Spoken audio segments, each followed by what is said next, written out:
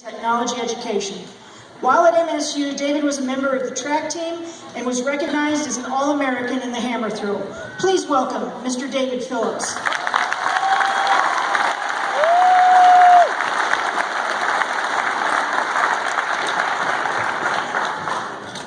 Thank you, Mrs. Glisson.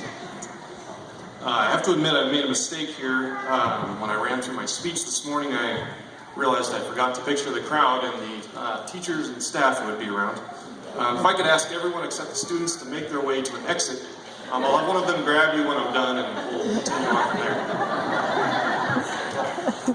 Well, she's getting up. No, actually, I'd like to thank you. We hear a lot of thanks today, but I would like to thank administrators, teachers, staff, parents, siblings, all the families and friends who've made their way and presented this class before me. You can all collectively breathe a sigh of relief, either in thankfulness of a job well done or possibly fear and trembling of what is going out into the world. But really, without your time and sacrifice, these students wouldn't have made it here today, and so I appreciate that.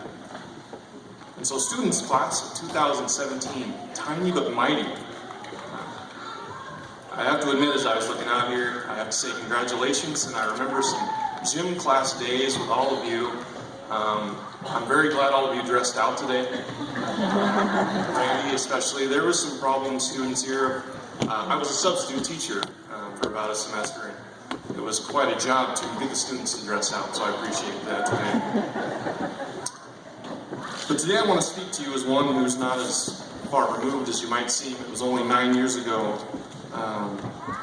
when I walked across this floor myself. I even grew a pimple to feel sort of a connection with you.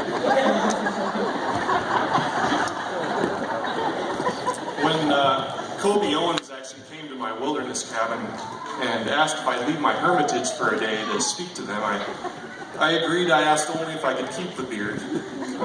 And he reluctantly said yes, as long as I'd take a shower and maybe put on a change of clothes.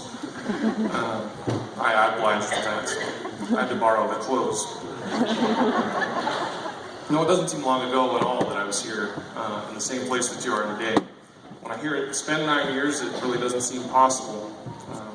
But in those 9 years, I've reflected a little bit. I've lived a little bit of life. And as Kobe said on the phone when he called me, it seems like you've gained a lot of wisdom in a short amount of time. I don't know if that's true or not, but I'd like to share a couple of thoughts about the past 9 years that I've learned that I hope might make your transition to this next stage a little easier. I broke it up into 3 stages. A lot of speakers will do 10, and I lose it at 2, so I try to do 3 and keep it fairly short here. And so stage 1 is really called Know Thyself. It's the one you're just beginning, and so when I walked across the stage here 9 years ago, I heard them say, David Phillips majoring in psychology, studying at Montana State University. Now that is a prestigious calling, the psychology degree. I pictured all these, diplomas on my wall, and I don't know what I would have been doing with that, but I was also in a fairly serious relationship. I knew it would end in marriage. I mean, how can high school sweethearts end up any other way? I went to college. The first week of college, I changed my major. At that point, my life plan seemed a little shaky at best. Psychology was interesting to me, but I really didn't know if it's something I wanted to study my entire life. After a year and a half of general studies, I also found the relationship I had invested much in falling apart. It didn't really have a lot of meaning and purpose. And stranger yet, I realized I had changed. Ooh. Change sounds scary, right? We're all pretty comfortable with who we are today. But I really wasn't the same person I had been that short time before. I'd matured, and by the end of 3 years, I somehow was signing up for a mission trip to California to preach the gospel to strangers and work at Kmart for the summer.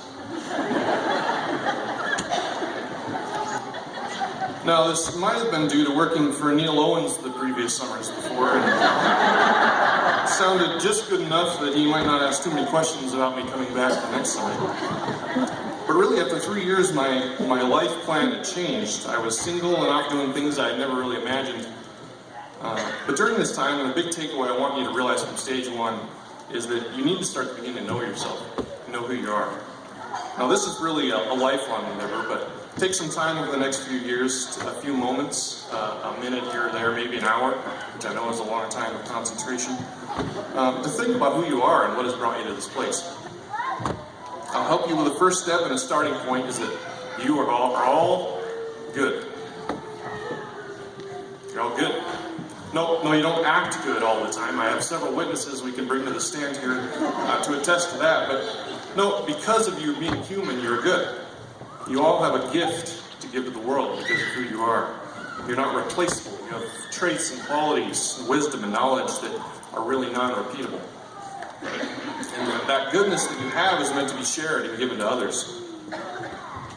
But it's very hard to share something you actually don't know yourself. It's hard to be a gift to others if you don't know the gifts you truly have. So I want you to take the time to discover who you really are. Put this thing down for a couple minutes. It's really hard, right? It's really hard. This doesn't and won't tell you who you are. It'll tell you maybe who the world wants you to be, or who our society wants you to be. You have to find time to see and reflect the beauty and goodness in the world, to recognize it in yourself, to let it inform you who you truly are. Take the time to watch a sunset, or observe a butterfly, or just watch trees quaking in the breeze. We're so distracted that we miss these little things that give us joy and inform us about our goodness. Don't be afraid of just being. Not doing anything, but just being for a while. Find enjoyment in small miracles that happen all around us, in clouds and mountains and each other. Put down your phones and just be with yourself and others for a while. You might be amazed how little you really know. We are often so busy in doing things that we lose ourselves along the way. One of the first Christian monks left the town he was living in to live in a castle in the desert, which sounds very attractive to me. It said during his time there, he spent it battling demons. And I don't believe it was the little red creatures with the pointy ears and the long tail he was battling with a sword throughout his time there, but I believe it was more of an internal struggle and even discovering who he truly was. Fighting off the demons and lies he had heard from his culture at the time to discover his true identity. I think we all could take a little time to struggle and wrestle with ourselves to find out who we really are. So stage 1, know thyself. Stage 2 is your calling. After I returned from a summer in California at Kmart, preaching to the gospel in California, which needs it most, by the way, I found myself on a very interesting path. I had a real and strange desire to attend a Catholic seminary to become a priest. Yes, a Catholic priest, the ones who wear the dark clothes and the white collar, but don't get married. Gasp. So a year later, I found myself in Denver wearing those dark clothes and the white collar. I was living in a community with 17 other men, all experiencing the same attraction to be studying in a seminary. And at this point, all of you are probably thinking that self-reflection did more harm than good. How can that remotely have sounded like a good idea? Well, the first year in the Denver program is all about calling. You really take a year and you pray and discern and reflect about who you are and what you're called to do. Is it to be a priest or is it not? But the focus is calling, and so interestingly enough, about 6 months into the year, I discovered this really wasn't my calling. Now, that is the epitome of making a long story short, but through conversations and work and routine and service, I found a deep and clear sense that this wasn't my calling. And so now you're probably thinking he must have bumped his head while he was down there and come to his senses. But no, it was really more the process of self-discovery and discerning the talents and gifts that had helped me hear that calling.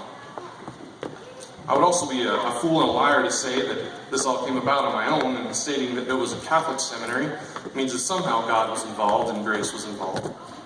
The word calling itself implies being called from something other than yourself.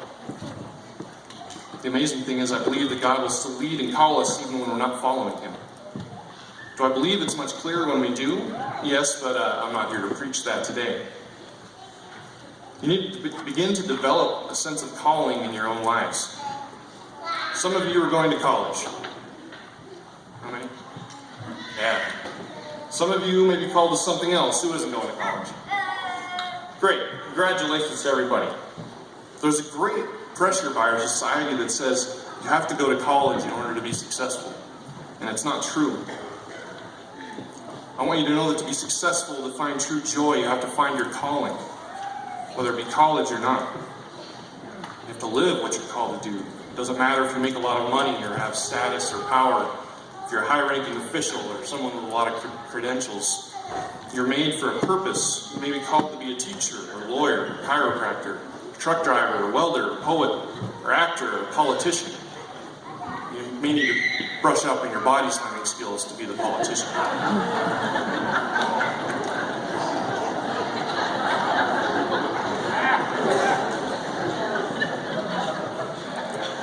But you'll be living a truth that is within you. And this will give you a greater sense of joy and peace and fulfillment than you will find chasing after money or power or status. I try to live the sense of calling every day, and there are coincidences that happen almost daily that lead me and call me. One was being asked to speak here today. I never planned on doing this. I really never imagined it was an option, but was literally called by Kobe and figuratively called to do it. I had the opportunity when I got back from Denver to be a college throws coach over in Bozeman. I spent a year with the team trying to figure out if this was something I was called to do, and it really had all the perks. Great benefits, a good salary, I could literally recruit and work with the athletes I wanted.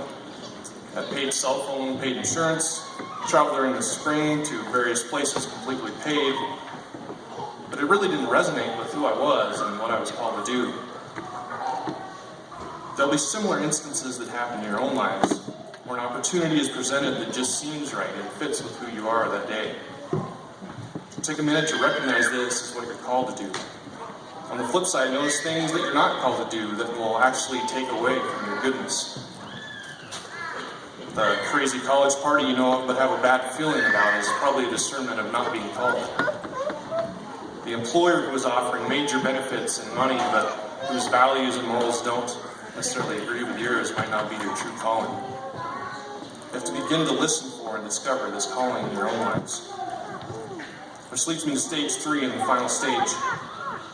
You have to begin to live this call. Now that you know a little bit about yourself, you've tried to listen for a calling, you really have to live it with all that you are. You're a generation that struggles to see the value in starting somewhere. You expect it because you show up, that is enough. And I don't necessarily fault you for this. I attribute it more to the ease of life that we have as Americans in 2017. Does anyone here not have a smartphone yet?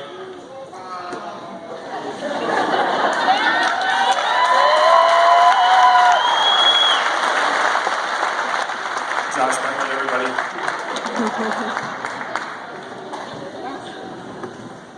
Why do I need to think and learn and work hard if this can do it for me?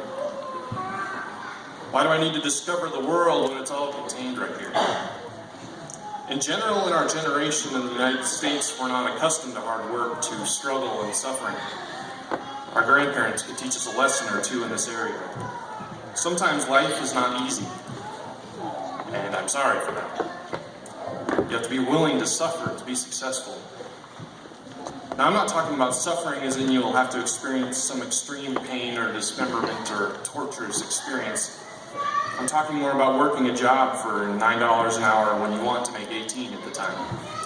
I'm talking about working for 50 hours a week but only getting paid for 40. I'm talking about not looking at your cell phone once in an 8-hour shift, which might be a torturous experience for most of you. I'm really talking about accepting responsibility for your life and the gift that it truly is. Don't be a class that is classified as the generation who doesn't know how to work. Suffering doesn't need to be avoided, but understand that it helps us grow and mature and feel empathy for others. You have to remember where and who you came from, that our ancestors before us lived hard lives. Not necessarily bad lives, but hard lives. Do they regret these hardships? Probably not. And do they want something better for us? Of course they do. But what if it's those hardships that help them appreciate hard work and made them great? Part of living your calling is being willing to humble yourself to accept something you did not expect. accepting the fact that it might not fulfill all your dreams and goals at the time, that it will most likely do it in the future. The place I currently work I found on Craigslist, which I don't necessarily recommend. It was a part-time job stacking wood and cutting bricks for a fake wall, which sounds a little pointless. I tore down barns and I worked long, hard hours, and I absolutely loved it. And I started for $10 an hour. There was just an amazing set of circumstances that made me realize this was somehow my calling at the time. And remember, I graduated from college with a degree at this point, and now I'm stacking wood. Not exactly a successful stage, you might say. But this part-time job evolved into being offered to manage the owner's party rental business, and now I'm a part owner, manager of the business, and it's amazing where this takes me. I started with stacking wood for this guy. I never wanted money or power or status, and now I make a good wage, and I drive a company truck, and I never asked for any of this, but I just followed my calling. If it all went away, I would still be happy knowing I was living my calling. The money has never been about it. I'm not afraid to leave it if I know I'm called to something else. You all are about to enter something totally new, a new stage in your life where there won't be someone telling you exactly what you have to do. You'll struggle and you'll find success. You'll be disappointed and you'll excel, sometimes all in one day. These 3 stages, I believe, will help you navigate this new terrain. Begin to know yourself and investigate the truth of you and the world around you. Ask questions about the world that you can see and the spiritual world you cannot. In all the questioning and seeking, you'll begin to hear and understand what you're truly made for, your calling. Seek it and listen for it. It could change and it will change. But in the midst of it, live it totally and completely. Work hard and understand there will be suffering and struggle. I look out with great hope at this class, and I see a ton of potential here. I love that this class has worked together and stayed together as they have. I'm excited to see what the future holds for each one of you. Know yourself, find your calling, and live it. Thank you.